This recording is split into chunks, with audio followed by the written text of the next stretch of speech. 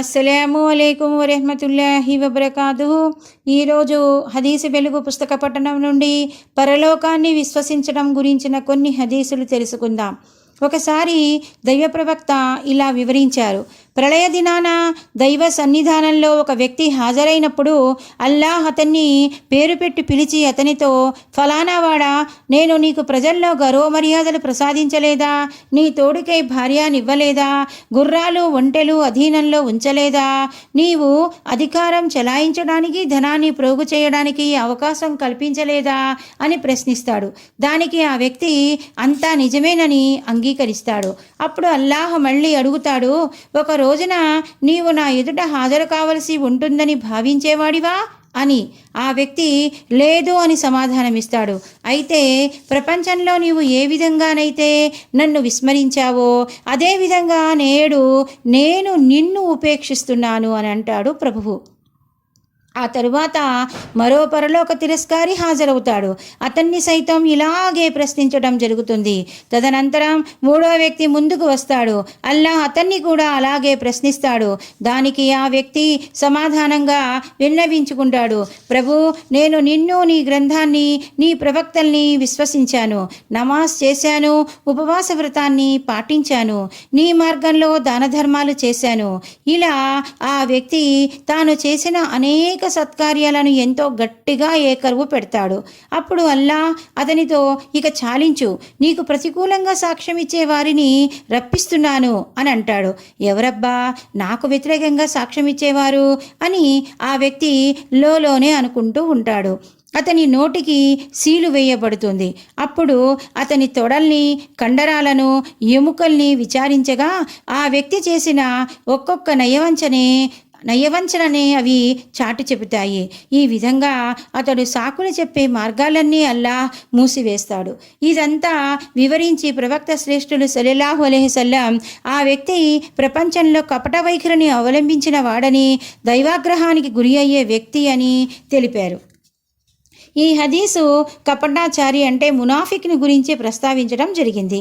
తనలోని కాపట్యం మూలంగా అతడు ఏ విధంగానైతే ప్రపంచంలో ప్రవక్తల ఎదుట, చిత్తశుద్ధి గల విశ్వాసుల ఎదుట లజ్జావిహీనంగా అబద్ధాలు చెప్పి బూటకపు ధర్మనిరతి ప్రదర్శించేవాడో, అలాగే దైవం సమక్షంలోనూ అసత్య ప్రలాపనలకు జంకడు. అందుకే అతని నోరు కట్టివేయబడి అతని అవయవాల ద్వారా నిజం నిరూపించటం జరుగుతుంది. హజరత్ ఆయిషా రజియల్లా అన్హా ఈ విధంగా ఉల్లేఖించారు. ప్రవక్త మహనీయులు సల్లల్లాహు అలైహి వసల్లం కొన్ని నమాజుల్లో అల్లాహుమ్మ హాసిబ్ని హిసాబన్ యసీరా, దేవా నా వ్యవహారాన్ని విచారించేటప్పుడు తేలికైన విచారణ జరుపు అని ప్రార్థిస్తూ ఉండటం నేను విన్నాను. అప్పుడు తేలికైన విచారణ జరపటం అంటే భావం ఏమిటి అని నేను అడగ్గా ఆయన ఇలా సెలవిచ్చారు. తేలికైన విచారణ అంటే అల్లాహ్ తన దాసుని కర్మపత్రాన్ని చూసి అందులో ప్రస్తావించబడిన అతని అపరాధాలను మన్నించి వేయటం అన్నమాట. ఆయన ఇంకా ఇలా అన్నారు, ఎవరి కర్మల విచారణలోనైతే ఒక్కొక్క విషయాన్ని తూచి చూడటం జరుగుతుందో ఆయిషా, ఇక అతని వినాశమే అయ్యిందనుకో. దివ్య ఖురాన్లోనూ ఇతర హదీసుల్లోనూ ఈ శుభసూచన అతి స్పష్టంగా వివరించటం జరిగింది. ఎవరైతే దైవ మార్గాన ముందడుగు వేసి దుష్టశక్తులతో పోరాడతారో వారి జీవన వ్యవధి ఈ సంఘర్షణలో సమాప్తమైతే తీర్పు దినాన అల్లాహ్ వారి తప్పిదాలను మన్నించి వారి సత్క్రియల్ని ఆదరించి వారికి స్వర్గప్రవేశం కల్పించి సత్కరిస్తాడు.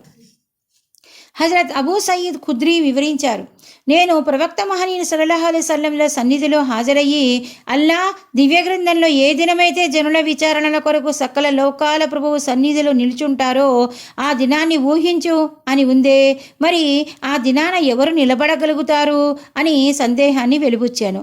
దానికి మహాప్రవక్త సల్లల్లాహు అలైహి వసల్లం ఇలా సెలవిచ్చారు, ఆ రోజున విశ్వాసులకు ఎంతో తేలిగ్గా ఉంటుంది.